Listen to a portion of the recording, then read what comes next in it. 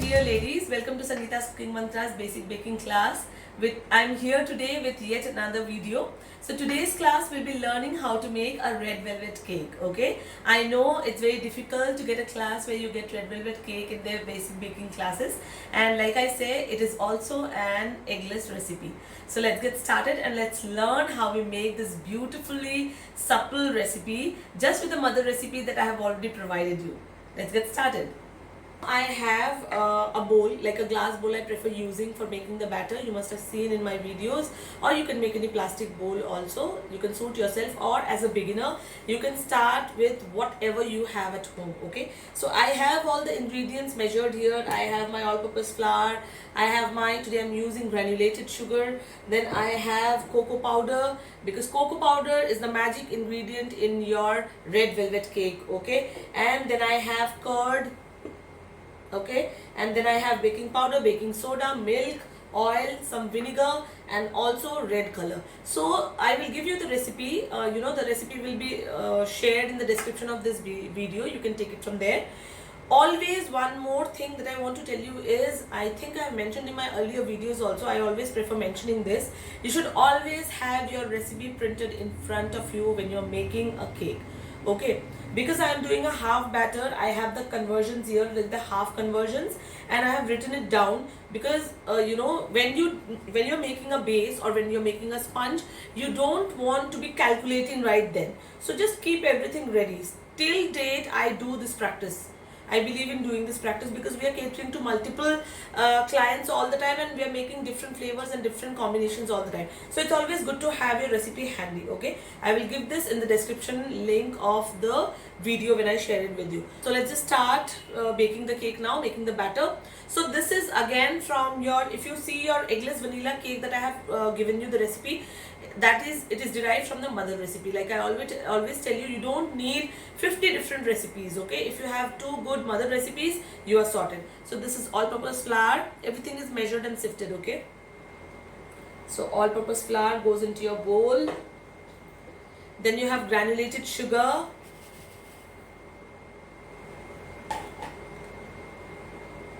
Then you have cocoa powder.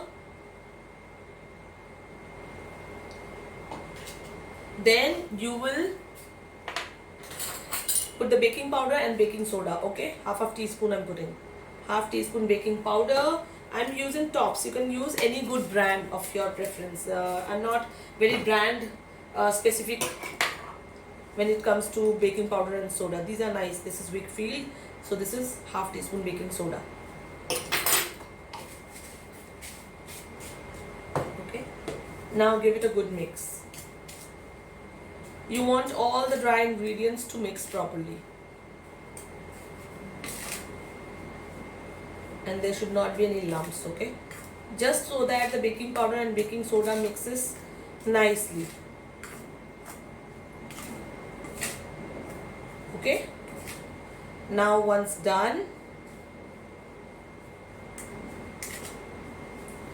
you can pour oil. I'm taking oil 1/4 plus 1/8 of cup. Okay, so pour it. This is again half the recipe of your eggless vanilla, the measurements. And warm milk. Pour it.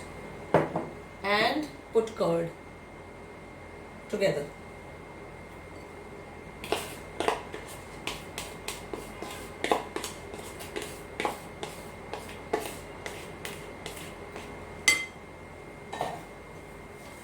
Now mix it gently. If you have a wire whisk, you can use a wire whisk. If you have an electric mixer, you can use it.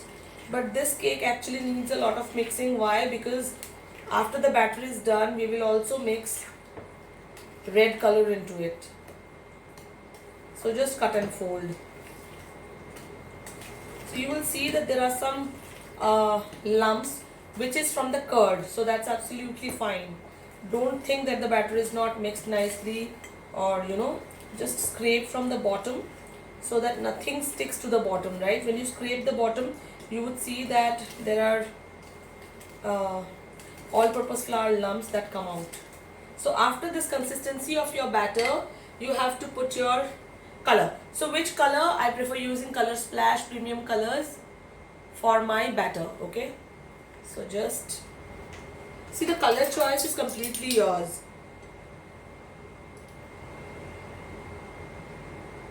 So I will just put half teaspoon first. Okay,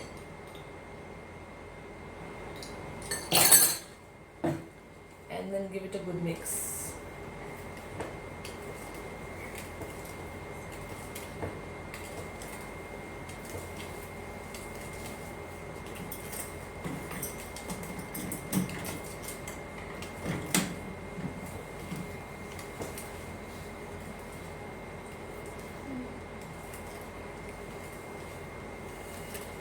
And at this point of time,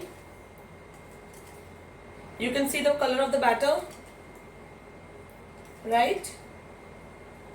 You can add half teaspoon, like half teaspoon more, 1/4 of teaspoon, which means, okay, because see some color remain here, so you can put half teaspoon more,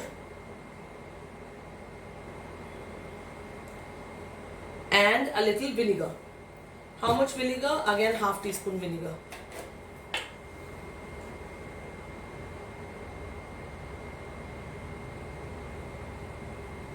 What vinegar does is it will prevent the color from sinking, and it will give this rich color and flavor to the red velvet cake. And because we are adding vinegar into the batter, that's why we used this baking soda. Vinegar and curd, both we used in the batter, right? So you know, whenever we are using anything which is tangy or khatta or alkaline in our batter, that is when we use baking soda.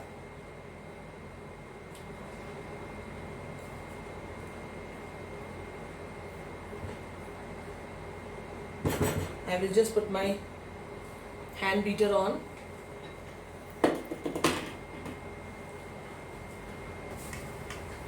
Just mix it.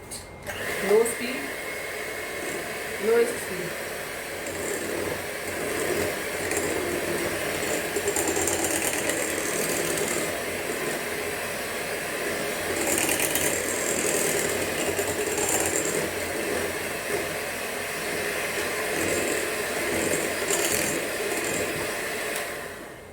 Just this much.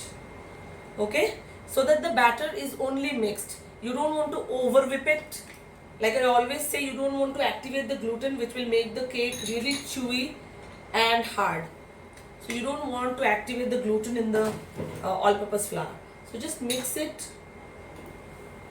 like a very gentle hand. And at this point of time, you can add either ready-made red velvet cake essence is available, or I prefer using a little bit of vanilla essence or from the pod, or I keep it as it is, because the taste of the cocoa powder and the vinegar and everything gives a very rich flavor to the cake.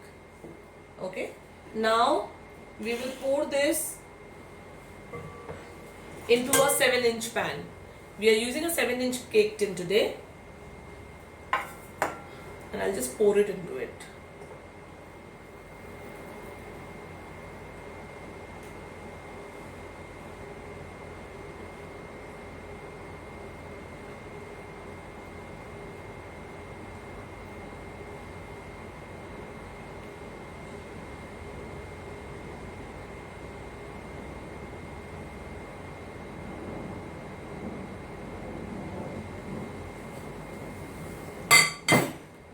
And just tap it a couple of times. So in the meanwhile, what you could have done, you could have preheated your oven, right? So the same temperature that we bake our cakes into. So we have preheated our oven for 10 minutes, and then I will put it directly into the oven for baking. Let's just wait for 10 minutes, okay?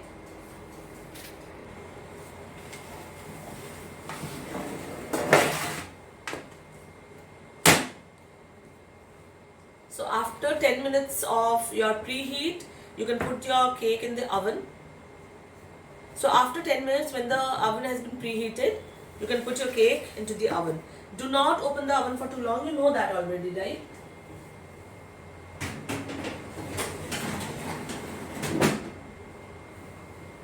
Into the middle rack and put a timer of 40 minutes, okay, into the middle rack. And let's just wait for it to get baked and I'll come back to you soon. Okay, so after around 50 minutes of baking, initially I gave a 40 minutes pulse, then I checked with the skewer and then I have put another 10-15 minutes. So after 50-55 minutes, it is baked now. So I'm just going to take it out from the oven.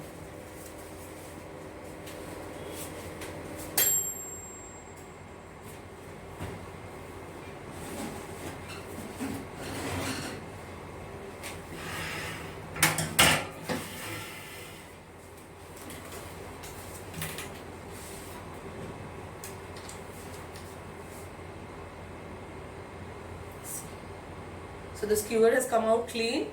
Now what we have to do is we have to chill this cake. We have to allow it to cool down and then we will cling wrap it and keep it in the fridge, and then we'll be frosting it tomorrow. So we'll be frosting it with classic cream that goes along with it, which is the cream cheese frosting. So we will see how we do it tomorrow. Okay, bye for now then. Bye. Hello ladies, welcome to Sangeeta's Cooking Mantra again, and welcome to the session. Today, like yesterday, we baked the red velvet cake and it's been resting in the fridge, cling wrapped, and it's resting in the fridge. So now we will start by making our cream cheese frosting, which is the best frosting combination that goes with red velvet cake. Okay, so let's get. So I will show you how to make the cream cheese frosting. For that you need cream cheese. So you can either use Philadelphia cream cheese, you can use what is readily available in the market. You can use that, any good brand will do. You can use a tub variety, you can use anything. So the measurements will be given in the description of this video. Okay, so this is 225 grams of cream cheese, and we will be adding 150 grams of butter into it. Okay, so how do you want to whip? I have seen people mix it together and then whip it, or whip the butter first and fold in cream cheese. But sometimes what happens is you will see that when you keep the tub variety, it becomes like a little granulated, right? So you want it to be smooth before mixing it into your butter. Otherwise the entire frosting is going to be grainy. Okay, so this is the Delecta cream cheese, which is readily available, which is also loved by most of the clients, and it is very pocket friendly. You get 1 kg for around 700 rupees. Okay, otherwise Philadelphia is very expensive. You can use that, that's very good, but you can use it if your pocket permits, which means if your client is ready to pay that price. Okay, so I'm giving you a fair idea of both of them. So what we need to do is, you need an electric beater, whatever beater you have, Philips or anything, you can suit yourself.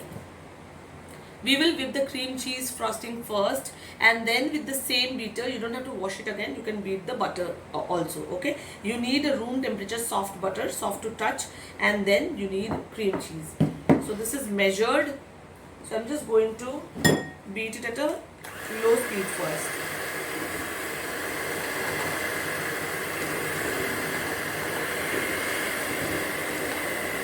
Not too much, just to mix it.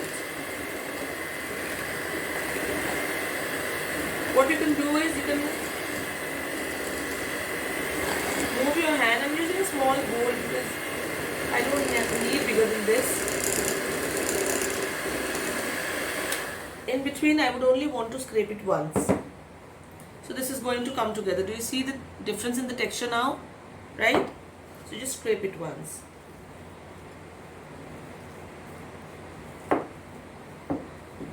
See the change in texture.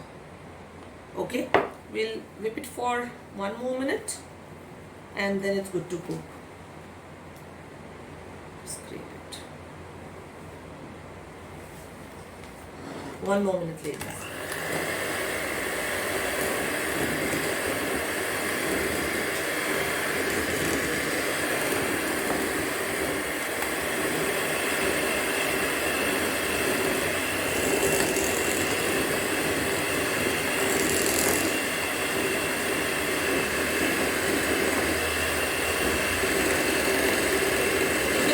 Rotating your bowl.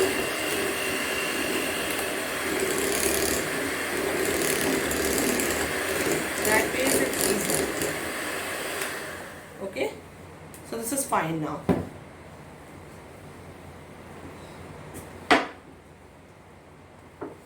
See this? Right?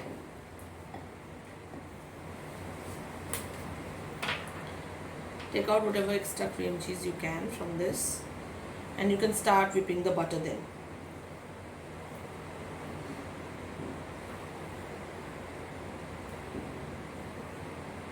And the bigger dollops can be taken out easily, right?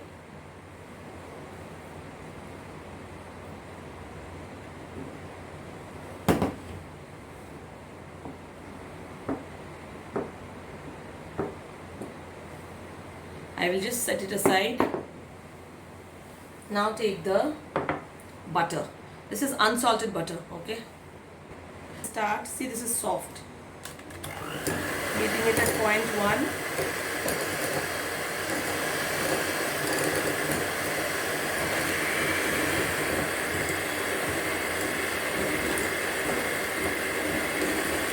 Increase the speed slightly.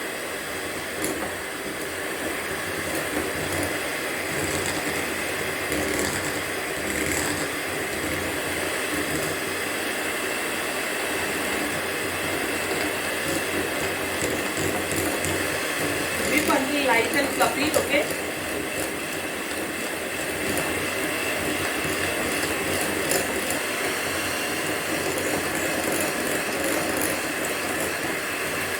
See, I just want to switch off now just to show you how it changes the color. Do you see it's from yellowish, it's becoming whitish when we are whipping it, because we are incorporating air, and what air does is makes it light and fluffy. So you want to whip it until it becomes light and fluffy. So whip it a little more. Look at the change in texture.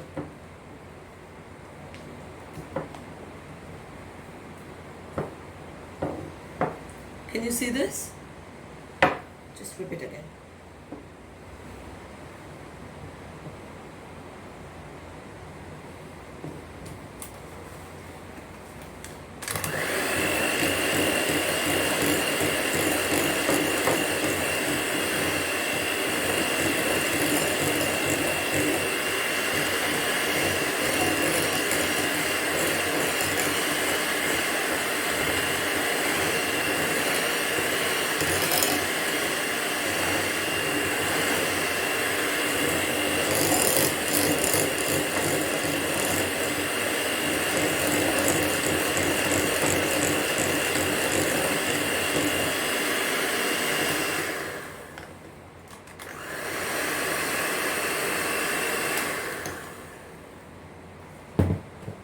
See this, it's completely creamed and it's light and fluffy.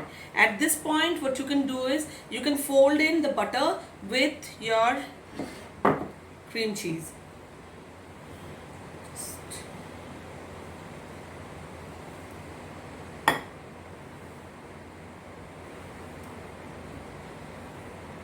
Gently.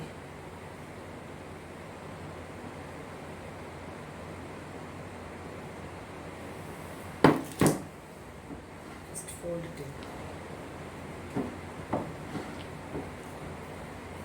And then you would want to sift some icing sugar and mix into the batter gradually. What you could have done is you could have earlier taken a big bowl and you could have started whipping your cream cheese. If you are making a bigger batch, you could take a big glass bowl and start whipping like this, and start whipping your cream cheese on this and the butter separately, and then put the butter into this bowl, and then you can put your icing sugar. Okay, you can do that also. Actually the smaller bowl gives me more control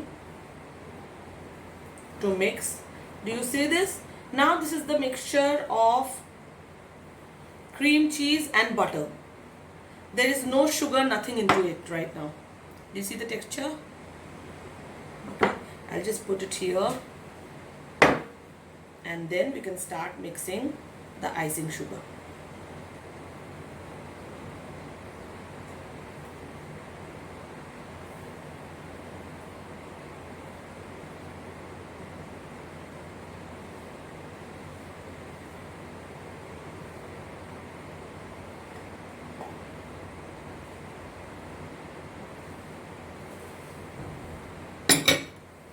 So this becomes a light and fluffy frosting already. Okay, so now to mix, take sifted icing sugar, and I would suggest that go for 200 grams first, and then mix it and see if you like more sweet, then you can add 100 grams 50 grams more of sugar. If you're fine with it, that's why I keep it separate, like see 200 grams and then 100 grams, so you can suit your taste accordingly. Okay, so put your powdered sugar,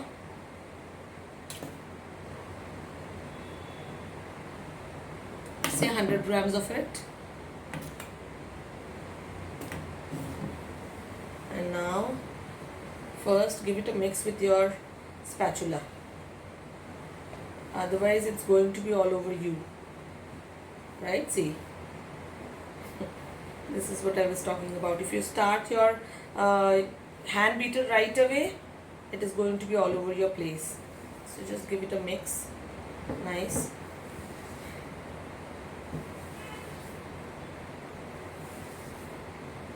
And then you can use the beater. 0.1.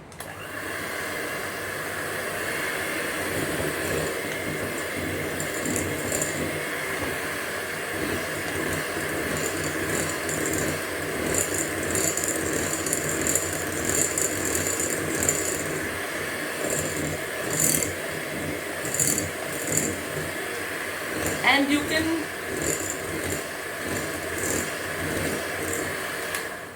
now see, you don't have to over whip it.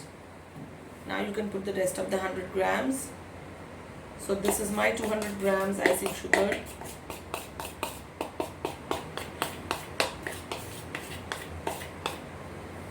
Into this. So to flavorize, what you can do is, there is red velvet flavor available in the market. You can use Osoro or any brands, or I prefer using vanilla essence.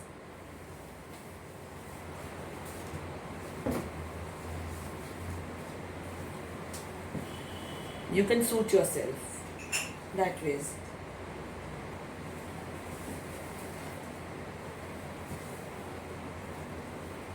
Like a tablespoon or teaspoon of it, however you like it. Actually, I like a lot of vanilla. See, after adding the sugar, this becomes really watery and thin. Can you see this? Right? So you need to whip it nicely. Okay. Just add a little vanilla or whatever flavor you are using. You can even use orange flavors. They go very well with red velvet cakes.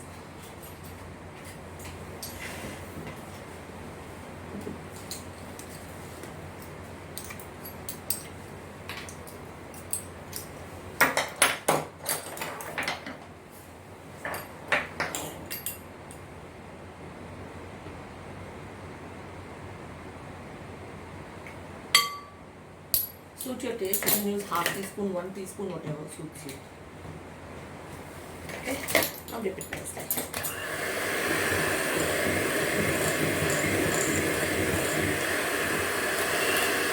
Medium speed is fine.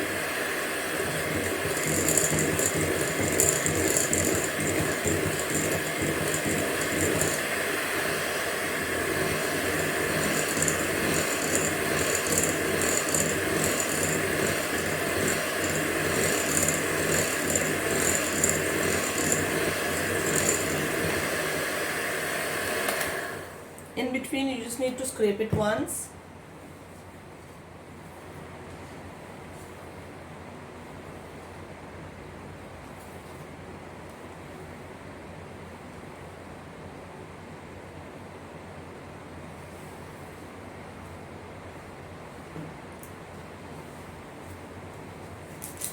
Okay. Also, at this point of time, what you can do is, you can taste it. Yeah, I think for me this is fine, but I can add 50 grams of more sugar. So what will happen is, the consistency will be better and the sweetness will be fine. So I don't think I'll be adding 300 grams completely. See, sometimes you have to suit it according to the taste of the client also. So if someone has a sweet tooth, you can use a 300 grams, but I think 250 grams for me is good enough sugar. I'll just, you can use the spatula, or what you can do is with your beater, just give it a little jiggle before beating it, before whipping it basically, right? And now you can switch it on.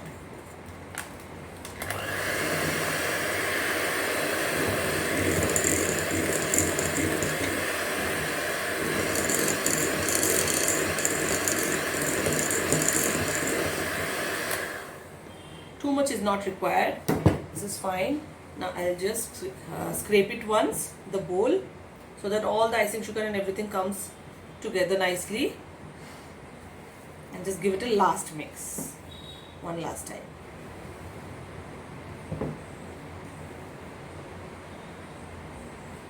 Do you see the consistency? Wait, I'll just show you. Oh.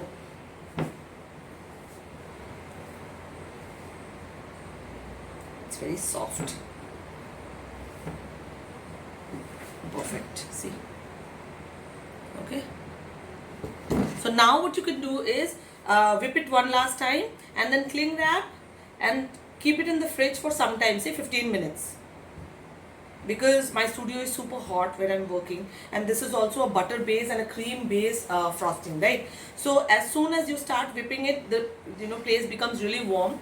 So when I set it in the fridge, in the meantime I am going to tot the red velvet cake. And totting and everything, see, this has been already taught to you in the previous lessons that I have given you. So totting, I hope you are a master by now, and trimming and everything, lining your tins and everything, you are a master by now. So I'm not repeating those process again and again to unnecessarily lengthen this video. Okay, so what I'm going to do is give it a final mix.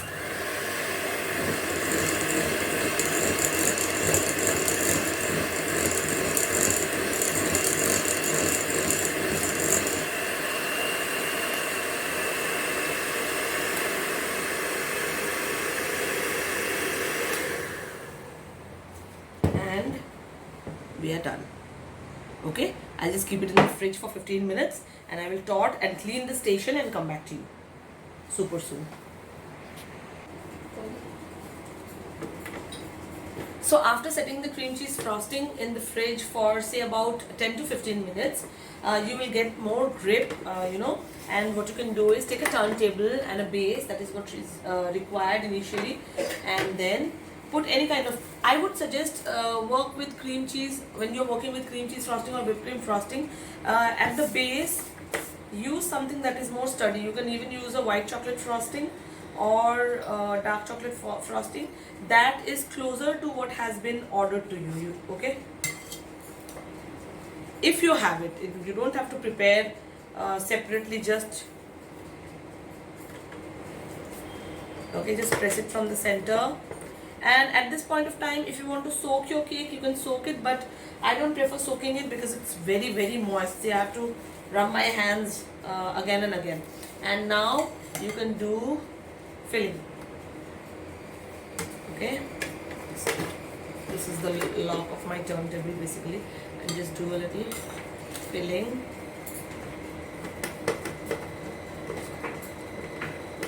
Okay, try and not touch the base of the cake, because if you touch the base of the cake too much, try and play around only with the frosting. Okay, do not touch the base of the cake a lot, because otherwise it is going to disturb the crumbs of the cake.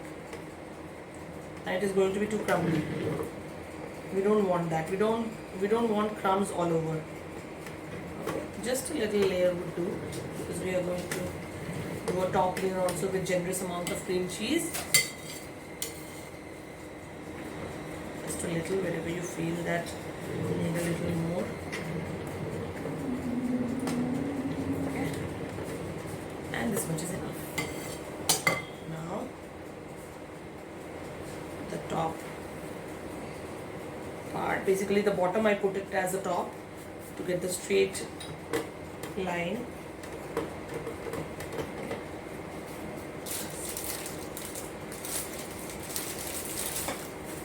Just clean your hands and clean the desk table.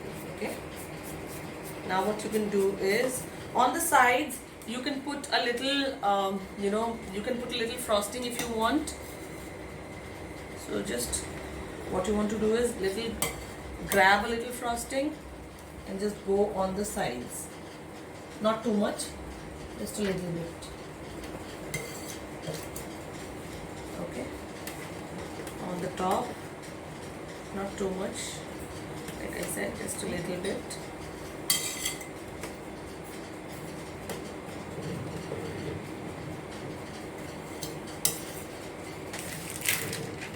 Wow, I think this is much better, right?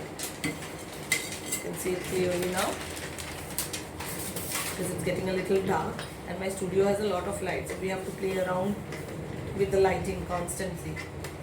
Okay, so this is it, and just apply some to the corners, not too much. I don't want to put a lot of frosting, just a little bit to the sides. You can even use a bench scraper if you want.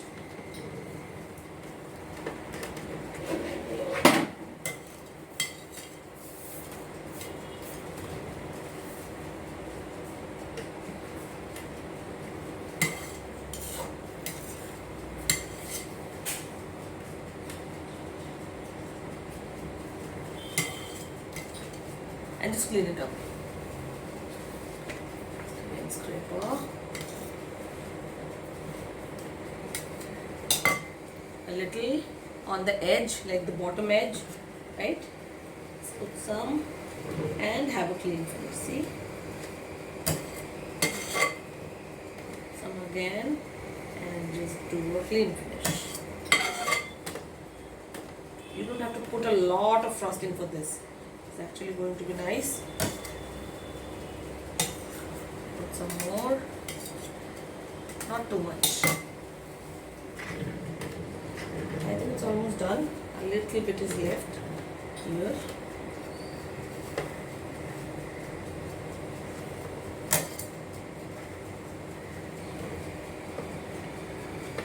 And this is done. Okay. You can clean the base also.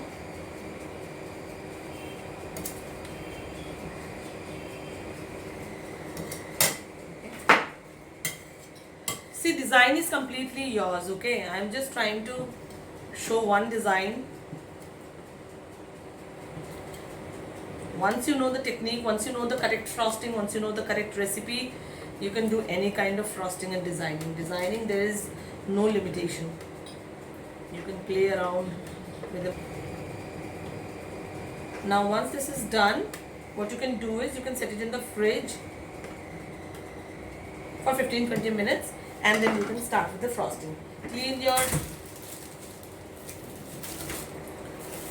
table, okay, and set it in the fridge for some time.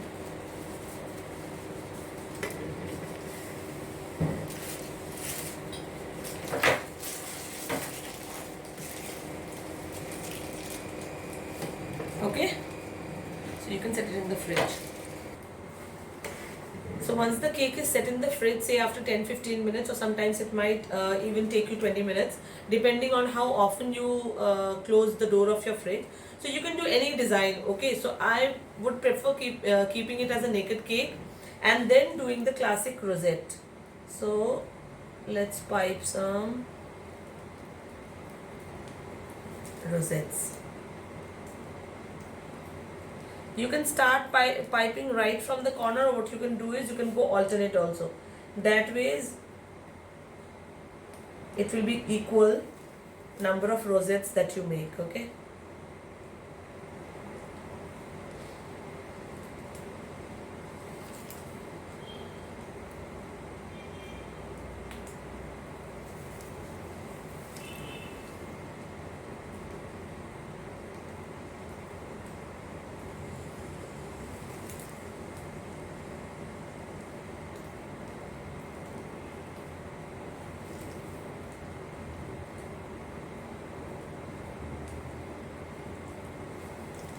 So now I would want to do like a star all over. with the same Wilton 1M tip. Just press and release. Right? I'll just show you. Press and release. Press and release.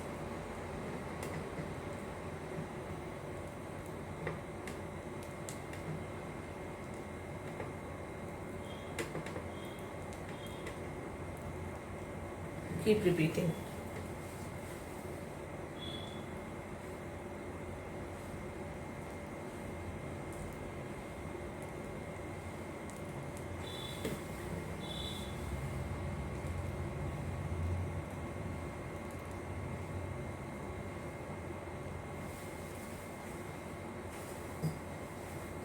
Now you can have some crumbs, the red velvet crumbs already, and just place them in the center.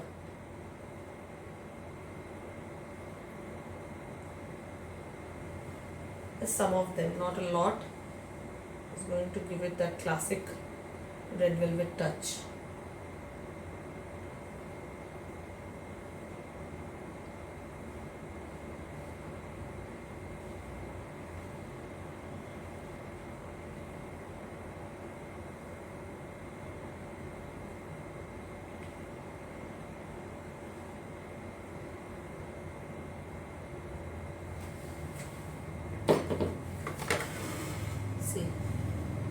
Look how pretty it looks.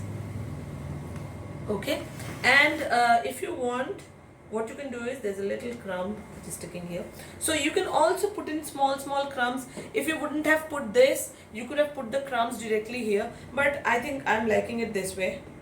Okay, so this is our red velvet cake for you all. I hope you make such pretty cakes. All the best, and do share with us. Bye bye. See you soon.